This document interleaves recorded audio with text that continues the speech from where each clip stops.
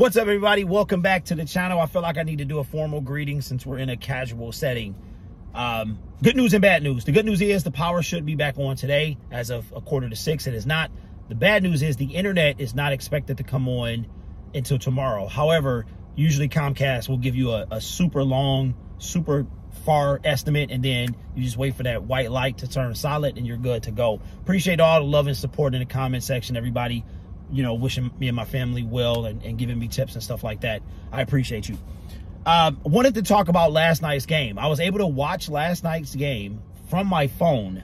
Once I got home, I was able to actually, my phone would work. Maybe they got the towers up and running. I have no idea how this technical stuff works, but I was able to watch the game on my phone. I downloaded the game so that it would be easier for me to watch. And I was able to get to the first half. I got through the first half last night, passed out, and then the second half today. So I think when I get through here, you will be probably waiting to say I told you so in the comment section. The first order of business is defensive tackle Christian Covington was released. As of 5:45 now, he is the only Lion to be released. I will try to do as many updates as I can, maybe do some shorts and stuff like that if it happens while I'm without power and internet, but that's the way it goes.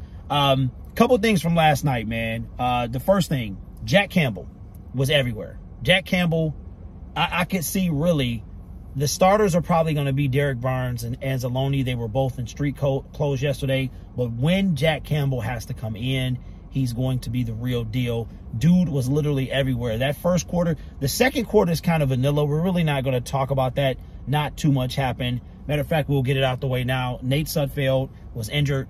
He wound up going to the locker room, not returning, and it looks like to be some type of ankle. And I know the stuff that I say about Nate Sudfeld, but that is him as a football player. I will never, A, talk about a man's personal character. I don't know him like that, and B, ever wish evil, aka injury, upon somebody. That's just not how I'm rolled. That's not how I was taught, and that's just not the right thing to do. So Nate Sudfeld got hurt in the second half.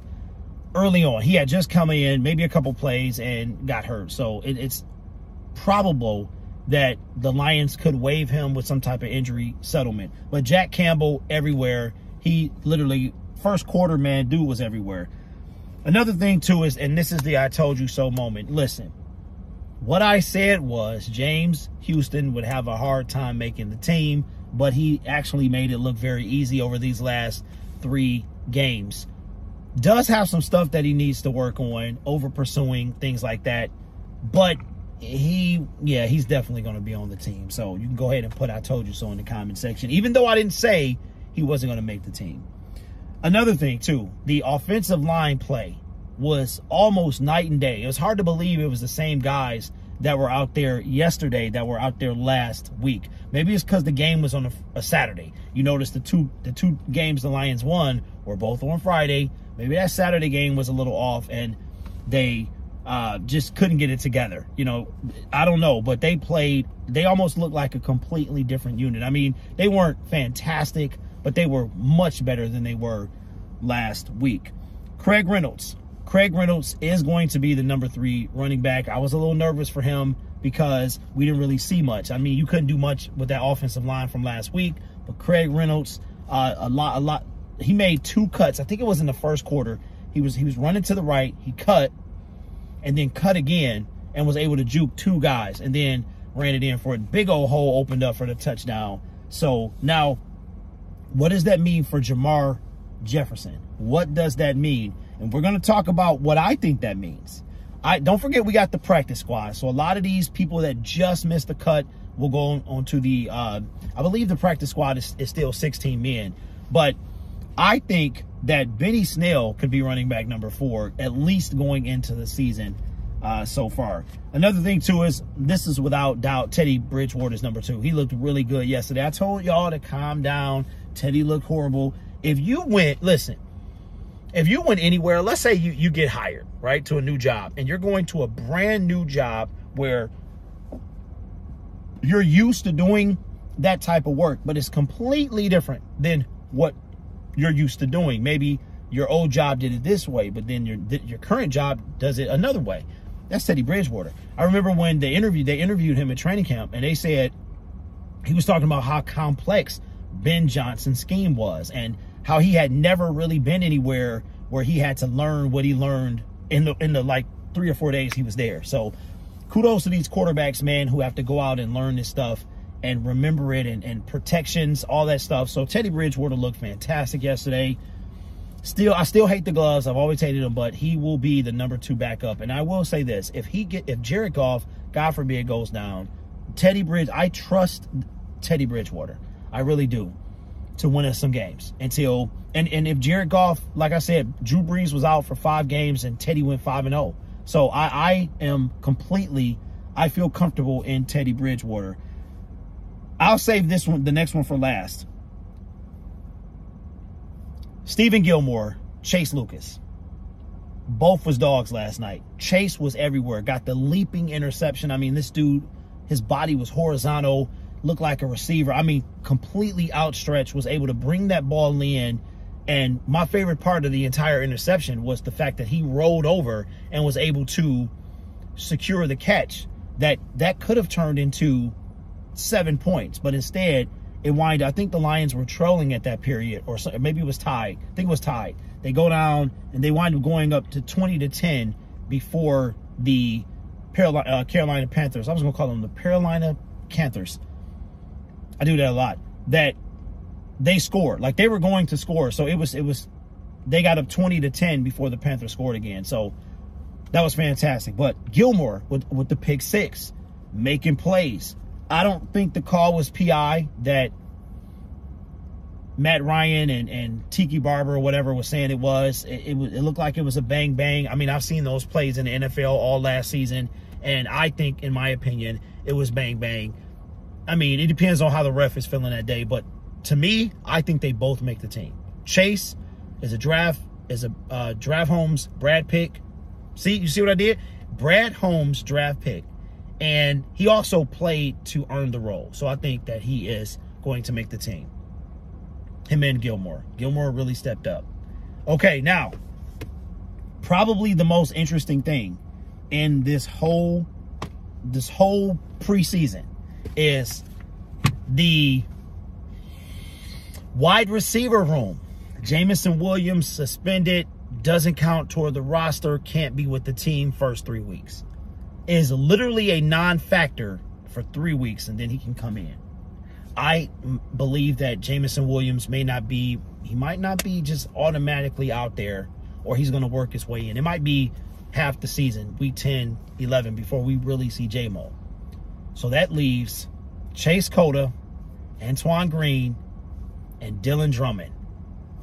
And right now, this might be the toughest decision that Brad Holmes and Dan Campbell have to make.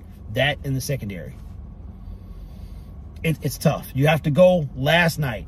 Last night, Cota, out of those 3, was probably performed the worst. But you got to look at body of work. And Dan Campbell was saying that leading into this game, that when it comes to making these cuts, you have to look at body of work.